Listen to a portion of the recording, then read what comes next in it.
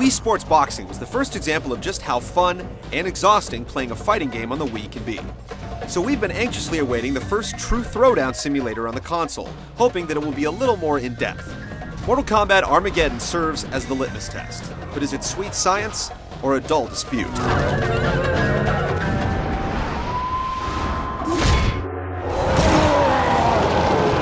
was foreseen that combatants would one day grow too powerful and too numerous. The stories in past Mortal Kombat games haven't exactly made a whole lot of sense, and things aren't any different here. Apparently, there are too many combatants fighting at once, and the sheer violence threatens to rip the fabric of the realms apart. To save the realms from certain destruction, there will be one last tournament.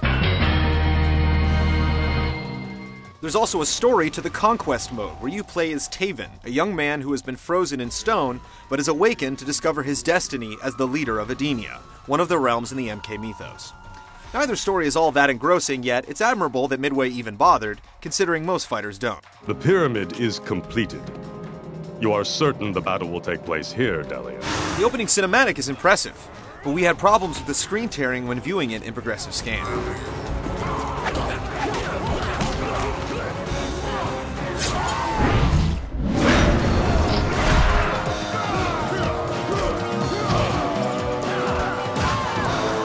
Midway has included every single combatant in the history of the franchise, delivering a game with more content than any other fighting game in existence. Well, other than when Armageddon was released last year. Besides the central fighting game, it has a load of extra features. The Crypt has returned once again, allowing you to use coins earned in the various modes to purchase extra costumes, levels, sketches, songs, and videos. However, this time, there's no mystery involved in what you're about to buy. It tells you up front. Outstanding. There's also Motor Combat, a kart racing game featuring cartoonish versions of many of the combatants. It's a nice diversion, but like Puzzle Combat and Mortal Kombat Deception, it's a watered-down version of better games. It's me, Mario! As mentioned previously, there's also a single-player action-adventure mode dubbed Conquest. Here you control a character named Taven through a completely linear progression of brawls and one-on-one throwdowns. The story here isn't terrible, but the mode eventually simmers down to one repetitive fight after another. Standing on its own, it's well below average, but at least it's a different way to collect items and bonuses. There's also an extensive Create a Fighter option where you select everything from accessories to attacks. However, unlike the PlayStation 2 and Xbox versions, there's no online fighting to be found. If you're looking for a lot of meat on the bone in your fighters, Mortal Kombat Armageddon is one hearty meal, but the omission of online pugilism is disappointing.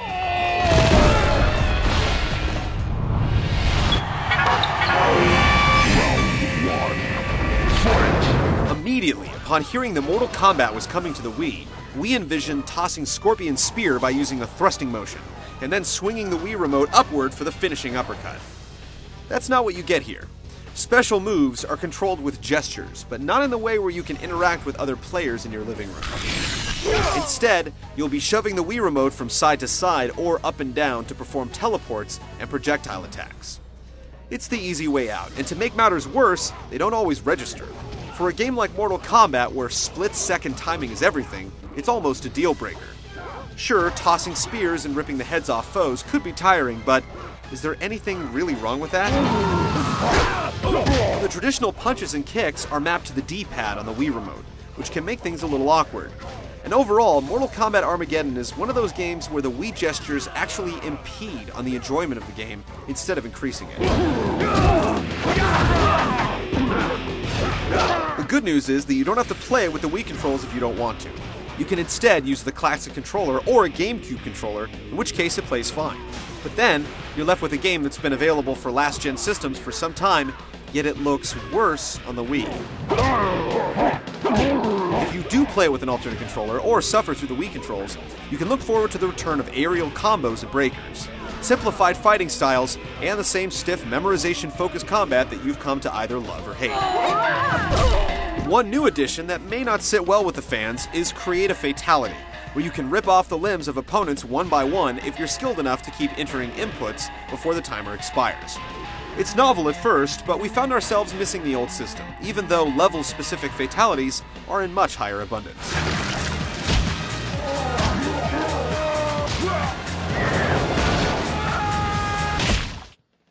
It's a shame that Midway hasn't been a little more ambitious with the Wii controls, allowing us to live out our childhood fantasies by actually performing moves we've been doing for years with button inputs. Even so, there is a solid old-school fighting game here underneath all the frills.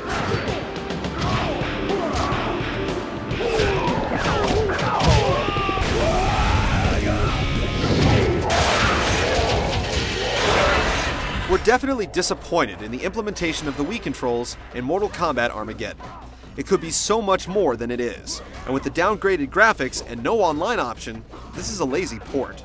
At the same time, there are more fighters, stages, and modes in here than you'll likely ever get around to messing with. And when using a GameCube or classic controller, it's a solid fighting game that fans of the series will get a lot of run out of.